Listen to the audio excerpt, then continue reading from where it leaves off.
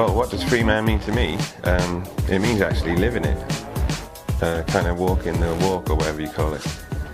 I got into the concept in sort of late 2008 because I got fed up of kind of going on protest marches in London and against the war in Iraq and Afghanistan and all the rest of it, and nothing ever changing. So when I came across this Freeman thing, I didn't really believe it, but I thought it might be if it checked out, it might be a good way of actually, you know, putting up some kind of rebellion or resistance against what's going on, you know.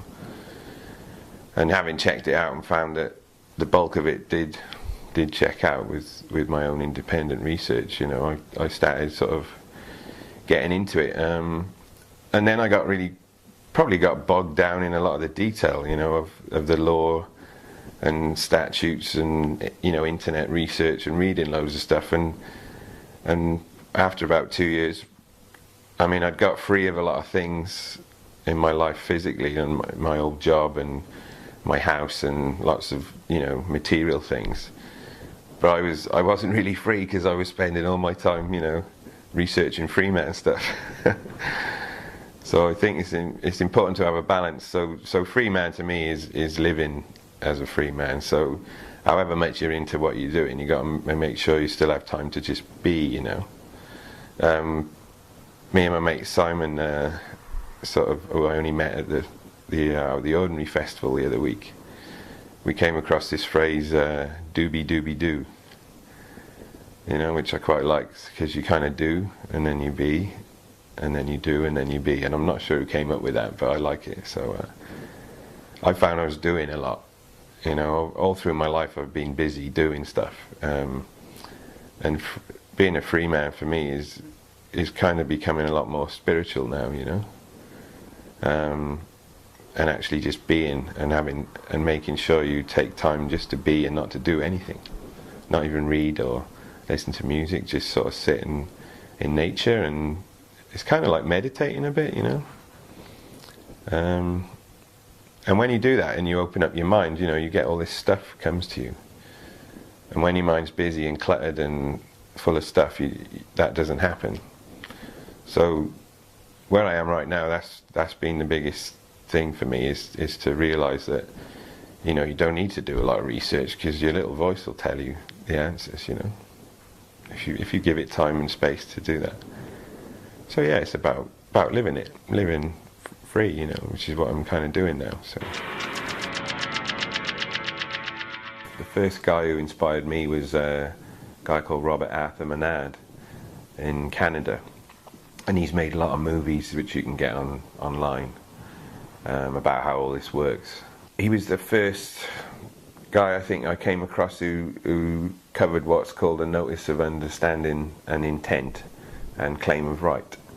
So that's what I use. I took his sort of basis for that, and then added my own stuff to it, because I think that's important. You know, if you're going to send a notice, first you need to make sure you understand all the terms that are used in it.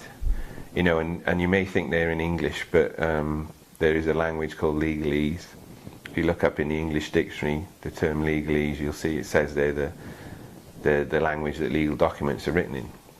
So it's actually a language. So it's like if you want to translate from English to legalese, you need a law dictionary. You need English to, you know, you need a dictionary that's going to tell you what those terms mean. Like if you want to learn French, you need a French dictionary to tell you what French words are. So yeah, I mean, you need to. I spent a lot of time researching the terms, you know, that are used in these notices, and making sure I understood what they meant, and the context that they're used in. But then it's important also, everyone's situation is a bit unique, so you need to change these sort of things to make sure they fit your situation, whatever it is. If you know, I gave notice about tax and DVLA, road tax as it's called, you know, vehicle license duty, and all the others. So claims of debt, you know, to credit card companies. So this notice of understanding intent and claim of right that's pretty much what it is. You give notice that this is the situation as I understand it, bump, bump, bump, and therefore I intend to do this, and I claim my right to do this under whatever, you know, aspect of the law, or natural law, moral law, common law, whatever it is, you know, that you're claiming it under, and you give whoever you're sending it to a reasonable notice period in which to reply, and tell them that if they don't reply in some way within that time, that you'll take that to mean that they agree with you, and then it's up to them to respond. The bit I also added into mine was I told them they had to write back to me, my human self, you know, not my legal fiction. And that was interesting, because a lot of these government agencies and people, they can only write to your legal fiction, because that's the entity that exists in this system. You don't exist in the system. So, but it was quite interesting to get letters back from HMRC and DVLA addressed to, you know, John of the family Smith kind of thing, rather than Mr. John Smith, you know. So they will do it, but then you usually find, once they start talking about your legal fiction, they'll head it up with your name again in capitals with the title. So they might address it to you to get you to open it, and then they'll always head it up, you know, relevant to your legal fiction. So you've got to watch that. I had one like that from HMRC. So, but yeah, I mean, draft it out, send it off, and see what happens. I got stopped by a cop called Phil one Sunday, and well, it's actually a line in a song I wrote about it called "No Tax for War," and you can get that on the website. But you know, this guy stopped me because he didn't see any tax on the car, and I went through the whole thing explaining about the war and the fact that if you pay tax, you're actually breaking a statute law called the International Criminal Court Act 2000, and all of that stuff. You know, and this guy, having done his sort of bit, his job, he just sort of said, "Oh, good on you, mate." You know, he said, "I'm sick of being a copper." To be honest, you know, he said, "I got into this to solve crime and help people, and all I do is go around writing out tickets and, you know, chasing people for minor misdemeanors and sending in paperwork and stuff, you know." And he was taking early retirement because he'd had enough, you know. I met a few people like that, you know. And you always meet this sort of. There's this guy Steve from the local authority who came about the council tax, and you know, this is a houseboat I used to have, and he sort of comes bounding down the gangplank, you know. And I opened the door and said hello, and he didn't even say hello, you know. He just said, "Are you the owner?" You know, and I said no, because I wasn't legally. Well, you know, there's the council tax isn't being paid. Who are the owners, you know? And I said, "Oh, good morning, you know, you're going to say hello." But no, because they try and put this sort of, you know, they try and scare you, and I'm the big authority figure, you know, and you're a little nobody kind of thing, you know. So you can have some fun with that. I mean, all you got to do in that situation, like I did, is ask him for some ID, and ask him for a phone to ring his office to verify he is who he says he is. He's representing who he says he is. And I mean, in this case, he didn't have a phone to give me. So, I mean, I'm not obliged to answer anything. If I can't prove who he is, I don't have to answer any of his questions. And so I didn't, you know, and he got really stroppy and frustrated, you know, and he was really trying to intimidate me and get me to give him information, and of course I was under no obligation to. And then there's a guide on my website about how to deal with bailiffs as well, so you can learn from a bit of mine and other people's experience. But it's the same thing when I had a bailiff come around, you know. They march in and sort of, you know, intimidate you. And I mean, at the time I had this jetty and my houseboat here, and the guy came right down the jetty and onto the houseboat.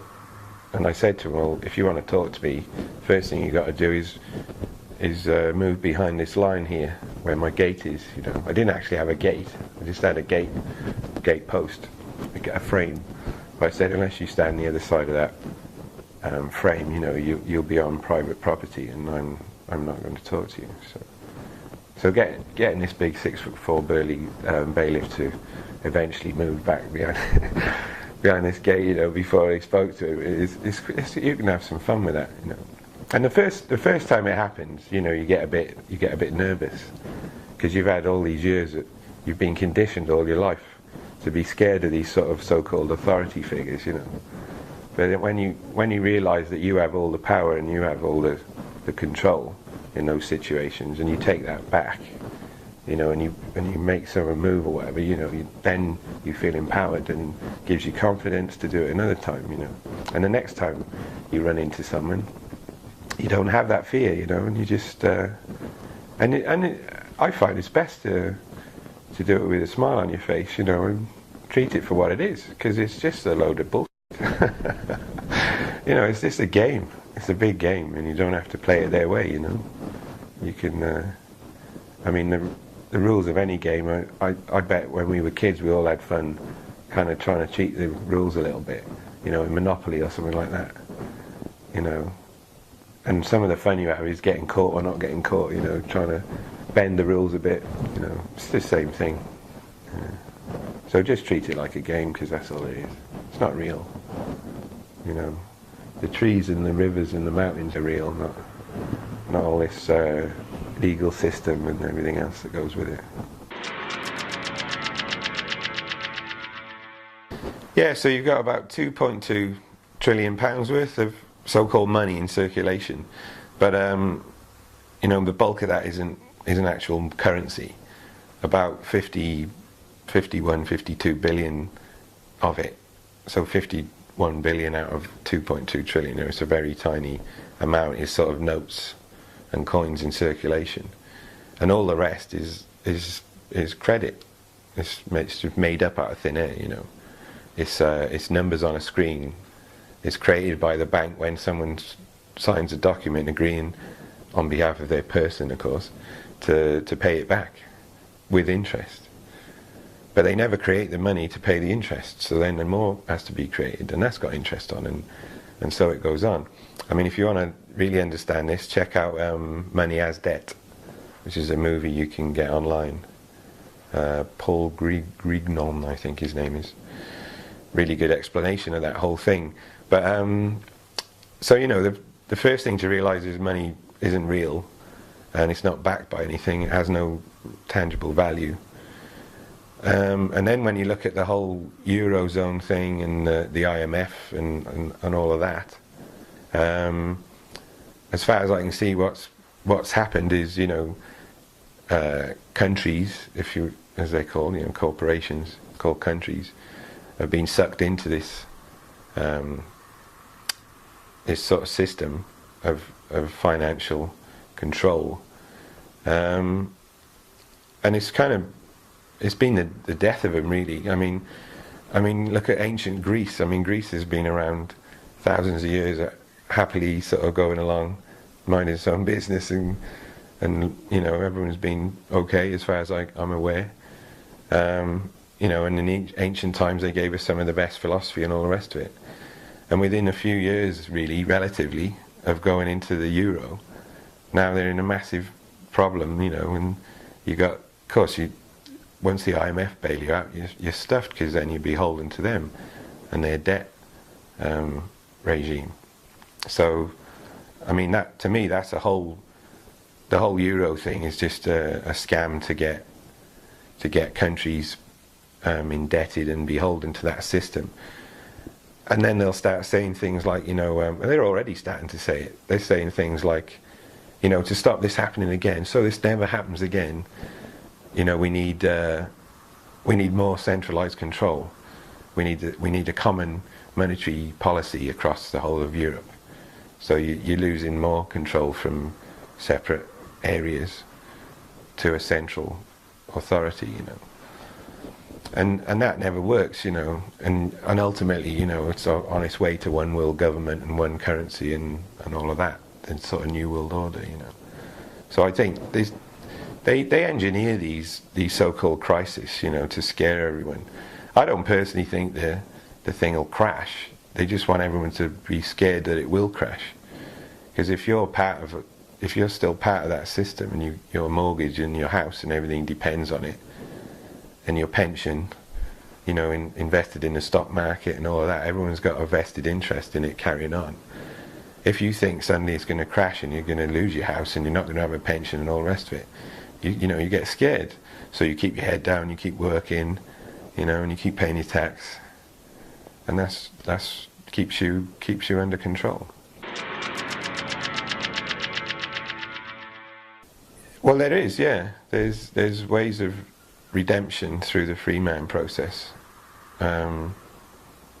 because basically these so-called debts, they're all created out of thin air, and the claim, the obligation, if you like, to repay them is with your person. It's not with you as a human. You know, it's with your legal entity, which is your capitalized, titled, usually capitalized, but titled legal fiction, you know, which is your name created by the registration of your birth. So that's the entity that's obliged, that's got the deal, if you like. But all the contracts that support these so-called debts are all invalid under any kind of common law or any kind of contract law, because these contracts don't meet the criteria of a valid contract. So if on behalf of your person you send a notice to this whoever's claiming against you to repay this thing, I mean, this is what I found anyway. If you ask them to prove the claim, they can't actually prove it. So you know what I did was say, well, if you can prove this claim, I'll repay whatever's owing on behalf of this entity, you know. But they never could, so I didn't pay it back. So yeah, there's ways of doing that. And the bizarre thing is, you know, to actually reduce the amount of debt overall, you've got to not pay. Well, I say you, I mean, I can't give advice to other people, but I found in my case that you know, if you look at how it all works, to reduce the amount of debt, you have to actually not pay it off. Because any money you pay it off with is being created with interest, so you're just perpetuating the whole thing. But yeah, there are you know, and there are some templates. You can see how I did it on my website. You can see how others have done it on their websites. I mean, one that comes to mind off the top of the head was DVLA, where the woman who wrote back said things like, and these letters are all on my website, so you can read them. I haven't hidden anything. She said things like, you know, you must abide by statutory law, even though I'd already put in the notice why that didn't apply. You know, and I will not discuss the matter any further, and then goes on to discuss it for like 4 more paragraphs. I had to send 3 notices in the end to the DVLA. I sent my notice, and she wrote back saying, you know, quite a long letter, but there was just one line in this letter that said, I interpret your notice to mean this, you know. And it was just lost in all the type, you know, I interpret your notice, blah, blah, blah, blah, blah. And you could easily just skip over that and get into what she said, you know. But that's the important line, was I interpret your notice to mean. So even though I'd already claimed what's called estoppel, so I'd sent a notice to the DVLA saying I'm going to deregister my car, and this is why it works, and if you don't reply, I assume you agree. They wrote back saying, you know, I had to abide by statutory law, and they didn't answer any of the points I'd raised. So because they hadn't answered any of the points I raised, I sent them an estoppel notice saying because you haven't answered any of the claims of right or anything, or challenged any of my understandings, you haven't replied properly to the notice. So I claim estoppel. then she's saying, I interpret your notice to mean, you know. So I've already claimed estoppel. You could think, well, I don't need to do anything now. But if the last bit of paper on file says, you know, we interpret your notice to mean, and you haven't challenged it, that's what goes down as being interpreted to mean. So I had to reply to that, and I went through every point she raised and told her why I thought she'd misinterpreted it and what I actually meant again, and restated it and sent that back. So that's now the last bit of paper on file, and I never heard back from them again. And they've never sent any more things, you know, or any more claims or documents or anything about the road tax at all since then. I'm now living in my camper van in Europe, and I travel around playing, you know, busking in markets or getting gigs in bars, or, you know, this summer I've been playing in a campsite all summer, you know, sort of once a week, and playing in a restaurant and that kind of stuff. Yeah, and just living out in the country, in the mountains, by the river. You know, I've got a dog now, you know, who's sort of met me on the road, so he travels with me, and we hole up somewhere under a tree by a river, you know, and you go to sleep and it's pitch black, the stars are out, and all you can hear is the river running by, you know, and it's beautiful, you know, and it just opens you up to this reconnecting with nature thing, you know, and that's what it's all about. I mean, when, you know, walking without any shoes on and feeling the grass under your feet, and swimming in the river, and all, you know, it's almost like the tree hugging thing, you know. It's like go hug a tree, you know. It's actually a good thing to do. Obviously, if you're still heavily in the system, you haven't really got a lot of time to do that, because the one thing the system does is it takes your time away. Employment, you know, is a classic example, you know. And if you look up the term employment, one of the definitions is to keep busy and occupy someone or something, to employ them. It's to keep them busy and occupied so they haven't got time to do what they really should be doing, which is all this other natural stuff, you know. So, I mean, if you want to do that, you can, you know. There's a road to go down, but you can get there. So I'm very free of a lot of the other stuff, and I'm living in the van, and as I said, it's all a lot of nature, and, you know, still a lot of parties and things as well. But I'm still holding a passport on behalf of my legal fiction at the moment, which runs out in 2015. But as far as I'm concerned, I can choose when I want to represent this legal fiction or not, you know. It's up to me. So if I want to choose to represent it, to reapply for a new passport in 2015, I don't see a problem with that. And I think Michael of Benicia has got a passport for his daughter now, and she's not a registered birth, you know, but he's still got a passport for her. So people tell you, you know, you can't do that, but you can, you know. People told me if you don't pay tax, you'll get put in prison, but that's rubbish. If you understand the thing and go through it the right way, that's not true, you know. So yeah, I mean, I think I've noticed in the last 12 months, because I was in the south of France last summer, working. I mean, I don't call it work. I call it going to play. You know, I'm going out to play. But I had some gigs down there.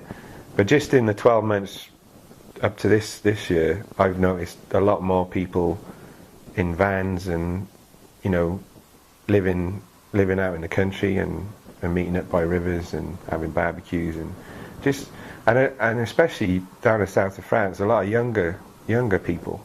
They're not even bothering going into the system at all. You know, they're just getting an old van, they're getting a mattress in the back and a Calagas stove and some tins and whatever and some veg and off they go, and then, you know, they're living like that. You know, they're just not even getting into the whole thing, so they got to get out of it later. And I think, you know, that's probably what we're going to see more and more over the next few generations, is people who are in the matrix, you know, waking up and realizing they're in it and wanting to get out. More and more of that. But you know, some of the new guys coming through, realizing there's a matrix over there, and I don't want to get plugged into it in the first place, you know, and bypass the whole thing. And I think there's a big divergence going on at the moment, and some people are getting more and more lost in the matrix, you know, and they, you know, getting the pizza and putting the telly on, watching X Factor, you know, and worrying about the tax, and then there's another load of people just saying that, you know, I've had enough of that, I'm not doing that anymore, and I want to get back to what I'm supposed to be doing, and they're going that way, and there's a big divergence going on. That's what I see. But I think it's really important to get back. We got to get our connection with the land back, you know, because that's what we've lost since the Industrial Revolution and all that. We've lost that connection with the land, you know. I mean, even prior to about, if you look at the stats, even prior to about 1850, 3% of people lived in cities. All the rest lived and worked the land and stuff. And by 1950 or whatever, it was 47%. You know, half of people living in cities. And everyone's crammed into these cities, you know. So it feels really crowded, but it's not crowded, you know. The place isn't crowded. Britain isn't crowded, you know. On average, there's an acre for everyone. That's a lot. And they tell us the world's overpopulated. I mean, that's not true either. You can fit everyone in the world. If you put 4 people, if you take groups of 4 and give them a quarter-acre plot each, you can fit everyone in the world in Alaska. That was a stat I heard. I didn't quite believe it, but I went and checked the numbers out. So I looked at how big Alaska was, and how many people, and how many acres, and all that, and it's about right. If you're still heavily locked into the system, it's something you need to go through, I feel, if you want to get free. You know, it's very hard. I don't think you can have a foot in 2 camps, you know. You can't kind of keep one foot in with the house and the mortgage and all the taxes and all the paperwork stuff, you know, and then try and be free, you know, because you just can't do it. So I think if you want to, it's a kind of a cathartic thing, you know, if you want to liberate yourself, it's kind of for me, it's a bit like the Shawshank Redemption, you know, if you've seen that movie, when Andy Dufresne crawls through 500 yards of the foulest smelling known to man, you know, to come out free on the other side, you know, that's very symbolic of some of the things, you know, we have to do by sending notices to the government and all that kind of thing to get free of all that stuff, you know, that they try and bog us down with to stop us doing what we're here to do. So yeah, I mean, it's a tremendous. I'd say to people, check it out yourself. Do your own research. Don't just take things word of mouth or sort of third hand. You know, try and get back to the source information and check things out for yourself. But yeah, go through it. There's some really good websites out there. Some really good stuff. I've tried to put a lot of summaries of stuff on my website, so people haven't got to wade through all the stuff I had to wade through. You know. And people like Michael have done the same, you know, Michael Benicia, so, and in different ways, so there's some good stuff out there, but yeah, you don't need to kind of wade through it all now. I think there's a few of us who've done quite a lot of groundwork, hopefully to save some of the others some of that hassle, you know. Well, obviously my own, projectfreeman.com, because that's in sort of bite-sized chunks. You can go through all the theory there and check out the research I've done to support it.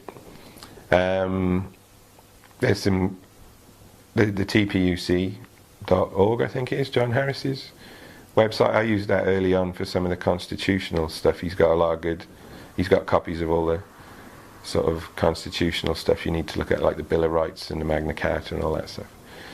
There's Michael's site, freetheplanet.net, which is great, and that goes in. I mean, he's gone into a lot more detail on stuff like mortgages and trusts and some of the ways we can keep our sort of valued things away from the system, you know. So that's good.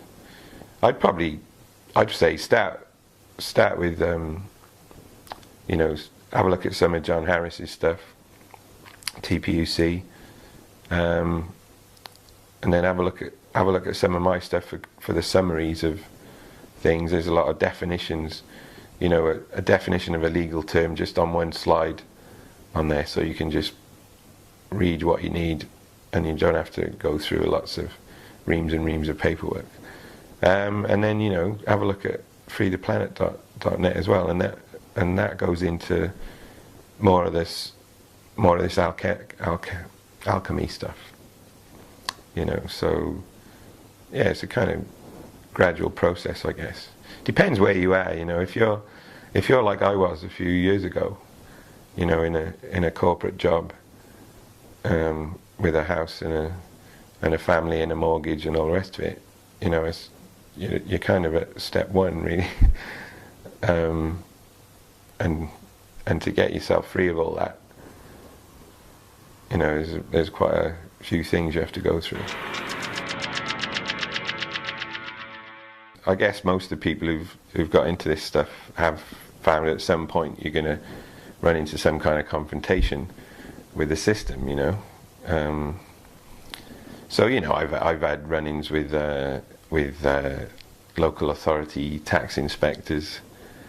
I've had run-ins with, you know, with policemen stopping me for not having tax on my car, and you know, with bailiffs who were trying to, you know, claim alleged debt against my person and those kind of things. Because I mean, I'm still not a free man. That's the thing. I mean, I'm free in a lot of ways, like physically, from the system and the paperwork and all that stuff and the harassment. But you know, then you got all the internal stuff. You got all your sort of your ego and all that stuff. You know, and a lot of that, your attachments to. You know, I love the Beatles and Man United and stuff like that, and that's been all through my life when I was in the corporate world and all that, and you know, and had a house and a mortgage and the whole thing, and wore a suit. And although a lot of that's gone, I mean, to be really free, you have to let go of everything, you know, and that's a lot. I wouldn't say I'm free yet. I'm free physically in a lot of ways, you know, but like a lot of us, I'm still trying to, you know, reach nirvana. So I'm getting into alchemy now, in studying alchemy and that kind of stuff. And I kind of don't want to. I probably don't want to spend too much time on the technicalities of the detail of the law and all that too much, you know, because then, as I say, you kind of, that can be as much a distraction from your sort of life path as anything, you know. And for me, the whole thing while we're here is to find out what we're here for, you know, find out what our mission is. You know, we've all come here with a mission, and find out what it is and do it, you know, and don't let anything distract you too much. I mean, the Freeman thing for me has kind of helped me get free of a lot of distraction, so that I can get on with doing what I'm here to do, which I think is kind of communication and sort of spreading the word through music, particularly talking as well, but music mainly. I think, you know, when I do my talks, it's cool and the slides are good and people get into it, but when we sing a song, you know, that's when everyone really gets into it, and it's great when they sing when they sing the words back to you, you know.